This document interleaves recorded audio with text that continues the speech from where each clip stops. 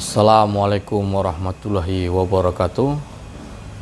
Allahumma sholli ala sayyidina Muhammadin abdika wa rasulika nabil ummi wa ala alihi wa sahbihi wassalim. Alhamdulillah wa syukurillah. Kali ini kita akan membahas tentang sejarah modernisme dalam Islam. Awal masuknya modernis Islam. Jadi tentang modernis Islam, hari ini bisa dibilang ini adalah suatu paham yang mayoritas dianut oleh kaum muslimin pada era sekarang, seiring dengan merebaknya modernitas itu sendiri. Jadi modernisme hari ini, inilah paham yang menguasai dunia era sekarang.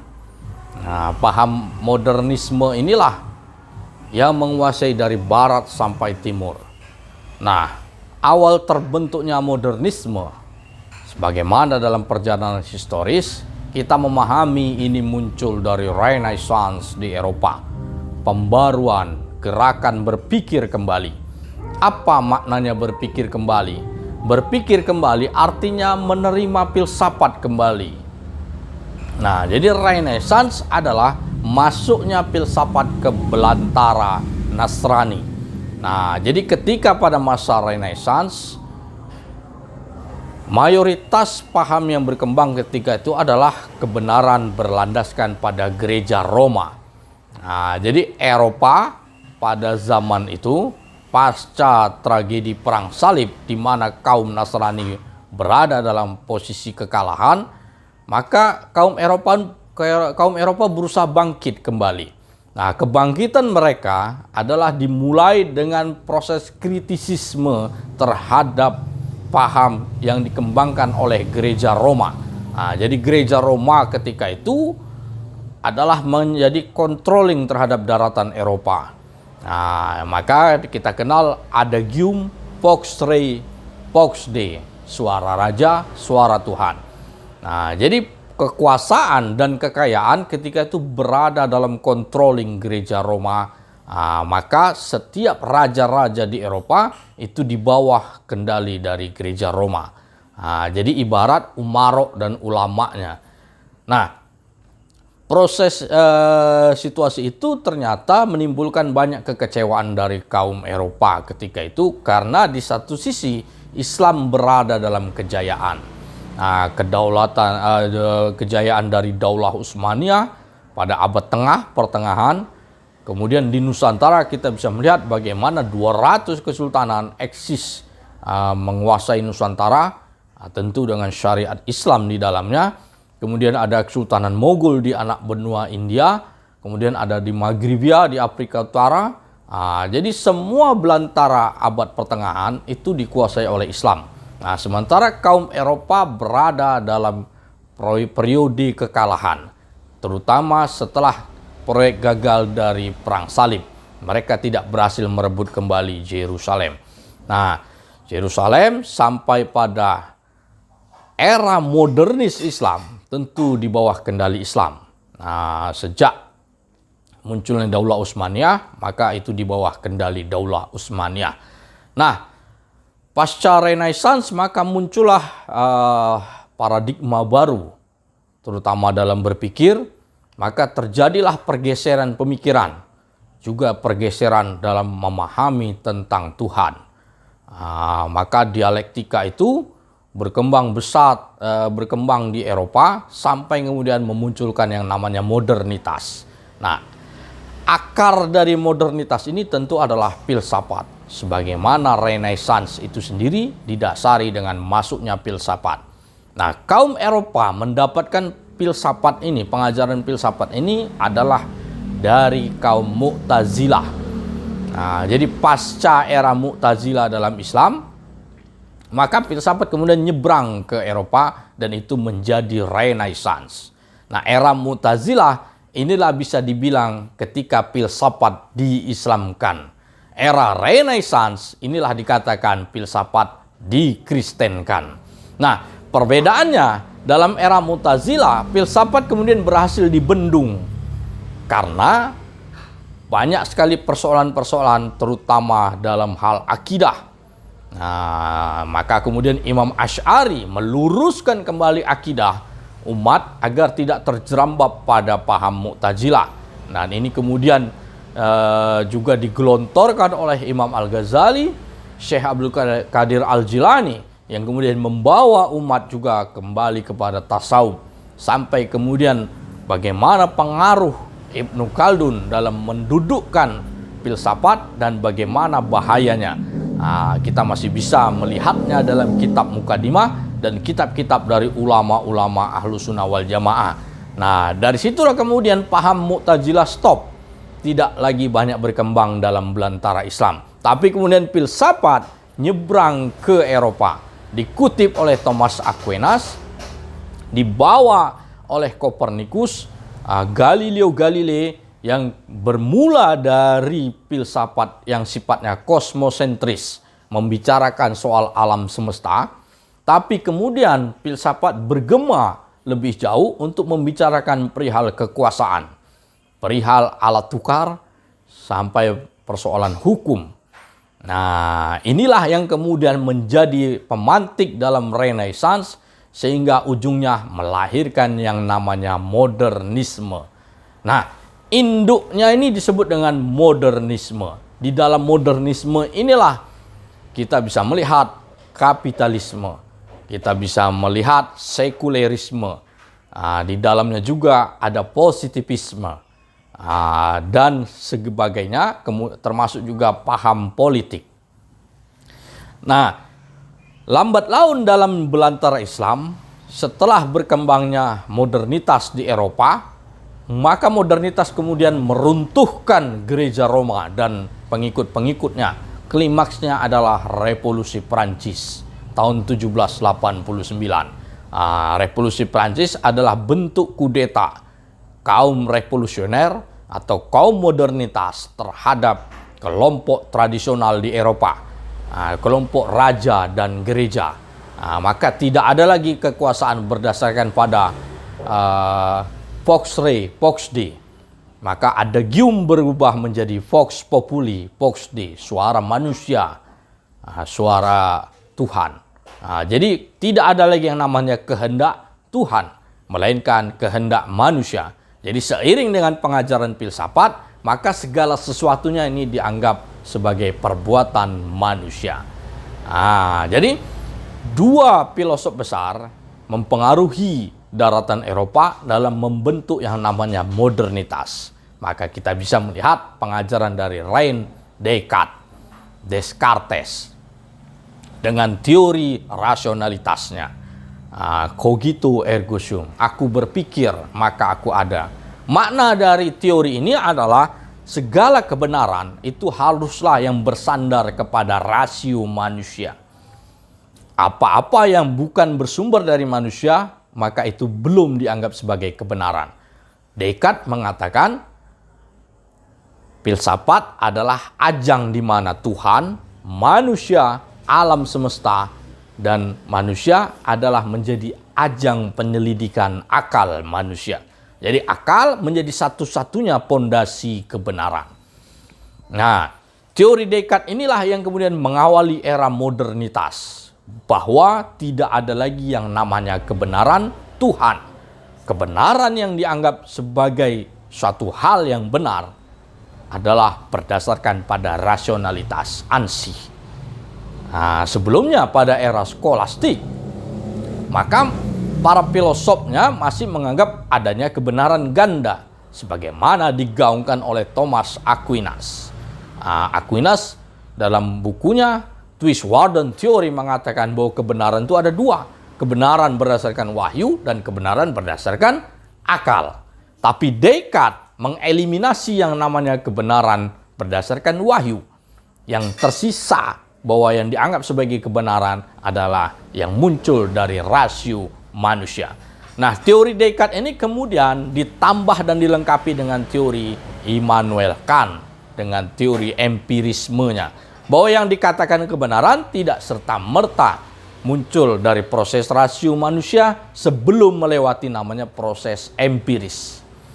Nah, jadi era modernitas, pengaruh dua filosof ini adalah sangat kentara sekali. Pengaruh pengajaran Descartes dan Kantian. Nah, puncaknya adalah secara sosiologis ini menimbulkan gejolak besar di daratan Eropa, di mana pengikut gereja Roma kemudian diserang. Sampai kita bisa melihat bagaimana pembantaian yang berlangsung pada masa Revolusi Prancis. Apa itu Revolusi Prancis? Revolusi Prancis adalah bentuk perang saudara sesama kaum Eropa, tapi terpisahkan dari paham antara pengikut gereja Roma atau pengikut dari modernitas. Tapi pemenangnya adalah pengikut dari modernisme. Maka kemudian berdirilah yang namanya modern state. Nah, modern state inilah yang mengawali era modernitas dalam pola kekuasaan. Nah, munculnya Republik Prancis ini kemudian menganeksasi daratan Eropa sampai kemudian berjumpa dengan negeri-negeri Muslim. Nah, negeri-negeri Muslim pada masa itu masih berada dalam pola kekuasaan berdasarkan pada kesultanan. Daulah Utsmaniyah di Nusantara, VOC merangsek dengan membawa modernitas yang di dalamnya adalah saintisme dan lain-lain. Maka itu kemudian terjadilah pertarungan-pertarungan. Maka kita bisa melihat bagaimana perang melawan kolonialisme itu adalah wujud perang antara dua paham. Karena VOC dengan pola modernitasnya, dengan membawa mindset bahwa segala sesuatunya adalah berdasarkan pada rasionalisme, termasuk dalam wilayah kekuasaan, keuangan, dan lain-lainnya. Nah, sementara kaum muslimin di Nusantara bertahan untuk tidak mau berada dalam wilayah penjajahan. Tapi proses perang pemikiran itu berlangsung terus-menerus. Sampai puncaknya kemudian hari ini kita bisa melihat paham modernitas yang menguasai. Walaupun secara fisik kita bisa melihat Belandanya tidak ada, VOC-nya tidak ada, Hindia Belandanya tidak ada, tapi mindset-nya yang masih dipergunakan. Ini pertanda bahwa modernitas hari ini berada dalam posisi kemenangan. Nah, dalam Islam, ketika Perancis berhasil digdaya dan menguasai daratan Eropa, maka kemudian mereka mulai menganeksasi negeri-negeri Muslim. Titik pertama yang dianeksasi adalah wilayah Mesir. Mesir ketika itu masih berada dalam kekuasaan Daulah Utsmaniyah. Tapi Mesir inilah wilayah pertama yang dimasuki secara pemikiran. Maka pemikiran filsafat ini pun mulailah masuk ke negeri Mesir. Eksponennya maka kita bisa melihat dari 3 tokoh besar yang sampai hari ini masih dipuja. Itulah Jamaluddin Al-Afghani, Muhammad Abduh, Rashid Ridha. Jadi 3 tokoh inilah yang membawa kembali pengajaran filsafat ke belantara negeri Muslim. Al-Afghani memperkenalkan bahwa teori filsafat ini bisa diterima dalam Islam. Pada awalnya, Al-Afghani ini dalam posisi yang terdesak, terjepit, tidak banyak pengikutnya, sampai kemudian dia harus hijrah ke Perancis, tempat dia belajar. Tapi kemudian era muridnya Muhammad Abduh inilah yang membesarkan paham rasionalitas sampai masuk ke negeri-negeri Muslim. Jadi pengaruh pengajaran Abduh adalah bagaimana kaum muslimin bisa menerima yang namanya modernitas. Jadi seolah-olah Islam bisa berdamai dengan filsafat. Islam bisa berdamai dengan scientific. Nah, dari sinilah kemudian dibuat konsep atau pergeseran paham bahwa proses tradisi ini dianggap sudah jumud. Maka terjadilah proses islamisasi terhadap modernisme tadi. Maka dari situ kita bisa melihat bagaimana pernyataan dari Abduh yang sangat terkenal. Dia mengatakan, saya pergi ke barat, di sana tidak ada Islam, tapi ada Muslim. Tapi saya pergi ke timur, saya melihat ke timur, di sini ada Islam, tapi tidak ada Muslim. Jadi seolah-olah ketika itu menjadi landasan berpikir bahwa Barat yang tidak mengenal Islam, tapi mereka dalam proses scientific, dalam pola tatanan kotanya, dalam kehidupan sosialismenya, itu dianggap lebih rapi dari kaum muslimin. Maka kemudian bagaimana parameter kehidupan Islam seolah-olah harus mengikuti pada pola barat. Dari situlah mulailah dirancang bagaimana kaum muslimin harus mengikuti pola barat. Maka kita bisa melihat pendidikan ala modernisme ini mulai dimasukkan ke wilayah negeri-negeri muslim.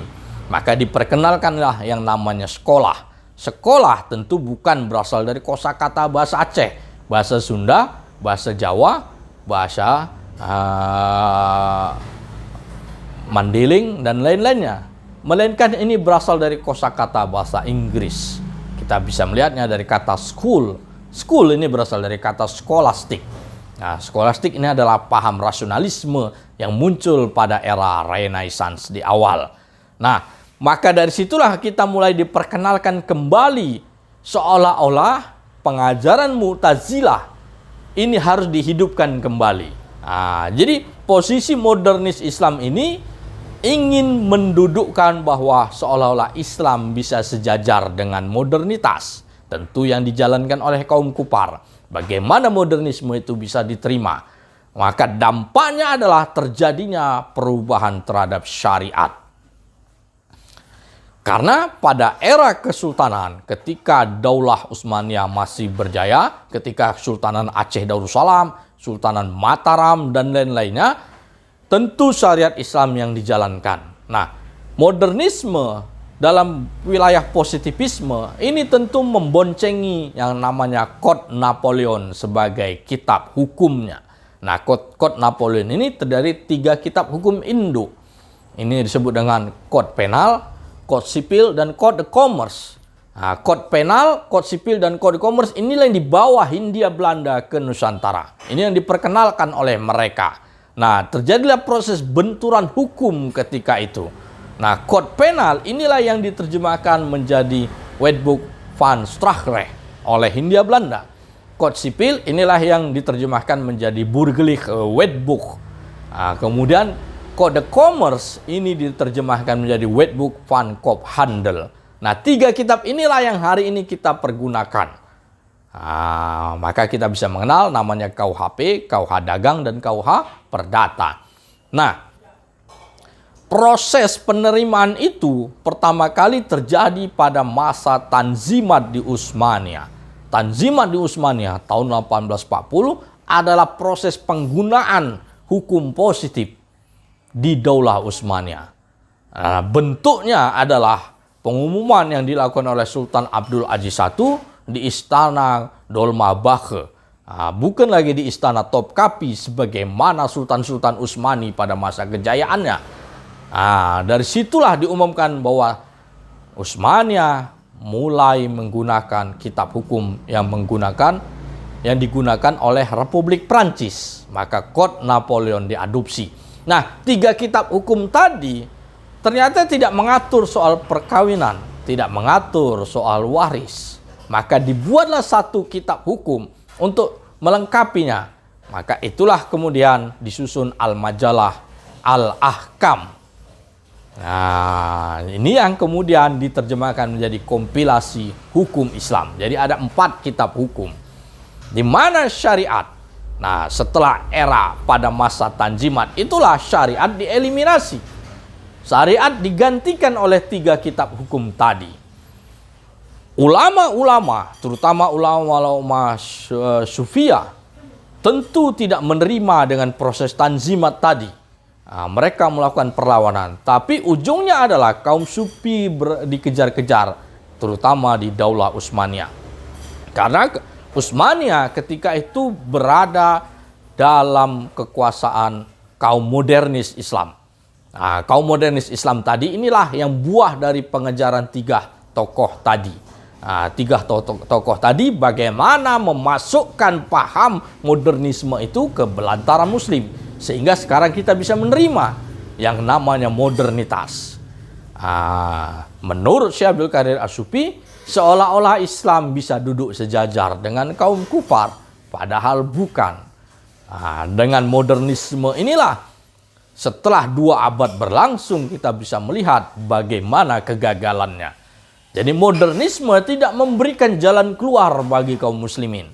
Modernisme tidak memberikan jalan kemenangan bagi kaum muslimin. Melainkan inilah yang membawa kita kepada lubang biawak. Karena apa? Ulama sekelas Imam Asy'ari, Syekh Abdul Qadir Al-Jilani, Imam Al-Ghazali, dan lain-lainnya ini sudah memperingatkan bahaya dari akar modernisme itu sendiri. Akarnya adalah filsafat. Di belantara barat, filsafat sudah menemui yang namanya kebuntuan. Maka ini kita kenal yang namanya postmodernisme. Kita harus melihat apa yang dikatakan oleh Nietzsche. Nietzsche mengatakan filsafat menjadi berhala. Kemudian apa yang ditegaskan oleh Martin Heidegger. Heidegger mengatakan bahwa filsafat tidak bisa menemukan kebenaran. Heidegger dengan tegas dalam kitabnya The End of Philosophy menunjukkan kegagalan dari filsafat dalam menemukan kebenaran. Filsafat hanya menemukan kebenaran esensialisme, bukan kebenaran eksistensialisme. Maka hari ini kita bisa melihat buah dari pengajaran filsafat yang kemudian menjadi sistem yang disebut dengan modernitas ini menemui kebuntuan, menemui yang namanya kejumutan. Karena yang namanya kebenaran hasil dari filsafat itu bukan lagi bisa kita anggap sebagai kebenaran. Manusia terjebak kepada scientific, terjebak pada sains itu dianggap sebagai kebenaran. Sebagai contoh adalah soal ID card. Manusia menganggap ID card inilah yang dinamakan sebagai kebenaran, bukan manusia itu sendiri. Jadi ID card ini disebut dengan kebenaran esensialisme. Sementara diri tubuh manusia itu disebut dengan kebenaran eksistensialisme. Tapi pada era modernitas hari ini, ID card inilah yang dianggap sebagai kebenaran. Maka kita bisa melihat contohnya, jika ada warga negara Indonesia, dia datang ke Amerika Serikat tanpa memiliki ID card, tanpa memiliki paspor, maka dia dianggap sebagai bukan manusia. Jadi tanpa ada ID card, tanpa ada lisensi apapun, hanya bertubuhkan manusia saja, satu orang tanpa alat pengenal, maka ini belum dianggap sebagai warga negara. Tapi yang menjadi kebenarannya adalah ID card itu. Nah, dari sinilah maka kemudian muncullah proses manipulasi terhadap yang namanya kebenaran esensialisme. Jadi kita bisa melihat bagaimana produk dari modernitas itu misalnya dalam pidana, pemenjaraan, pemidanaan. Manusia dengan rasionalitasnya mengatakan bahwa pelaku kejahatan ini bisa dipidana, bisa dibina dalam yang namanya hukuman kurungan. Nah, proses pemidanaan kurungan inilah sudah mencapai yang namanya kegagalan. Karena semua pelaku kejahatan mulai dari pemerkosaan, pencurian, pencabulan, dan lainnya itu dikumpulkan menjadi satu. Dalam satu wilayah yang disebut dengan wilayah pembinaan. Apa hasilnya? Hasil dari proses pembinaan itu bukan melahirkan manusia yang lebih baik, melainkan berujung kepada kegagalan yang menimbulkan persoalan baru. Penjara menjadi penuh. Nah, proses-proses kebenaran esensialisme inilah yang dianggap Heidegger ini bentuk dari kegagalan dari filsafat. Nah, itu adalah kegagalan dari modernisme itu sendiri.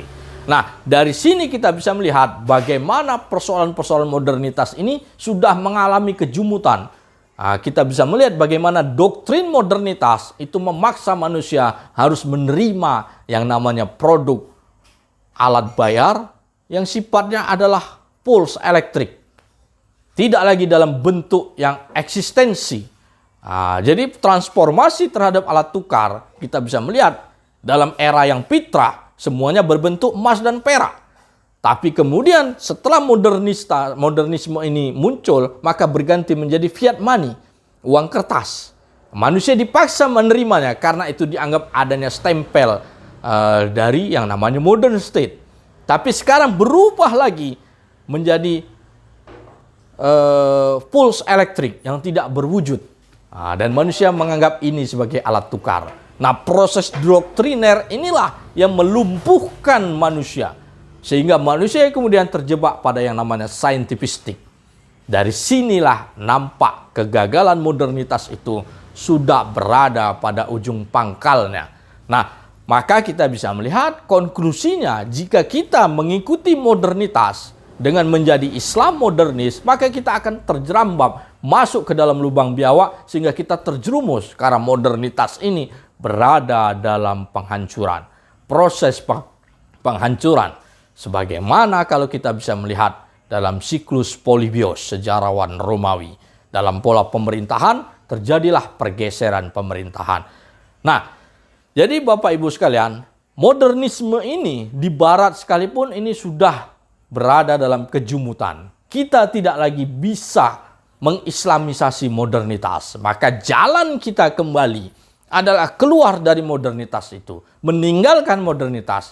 So, kemana kita harus berjalan? Kita harus kembali kepada Islam. Jadi bukan Islam yang dirubah untuk mengikuti kepada perkembangan zaman. Jadi doktrin para Islam modernis sebelumnya adalah Islam ini harus dirubah untuk mengikuti perkembangan zaman. Maka kemudian muncullah fikih-fikih baru. Itu yang kita kenal dengan fikih kontemporer.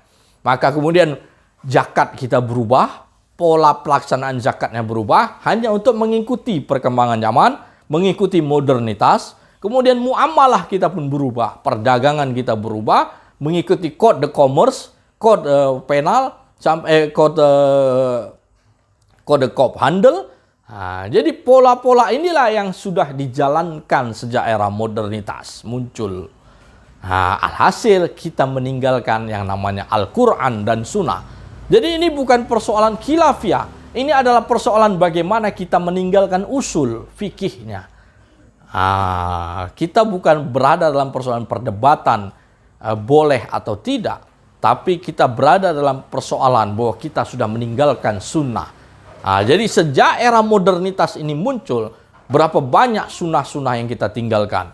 Pola kehidupan kita pun berubah. Kita demi mengislamisasi modernitas, maka kita meninggalkan pola perdagangan ala Sayyidina Rasulullah SAW yang diajarkan oleh beliau. Yang sampai diamalkan oleh pada era Utsmaniyah, sampai kita kemudian meninggalkan zakat kita. Alhasil zakat berbentuk seperti charity, amal jariah. Padahal zakat adalah sesuatu yang harus diambil dengan paksa. Khudz min amwalihim sadaqatan, kata Allah Subhanahu wa taala.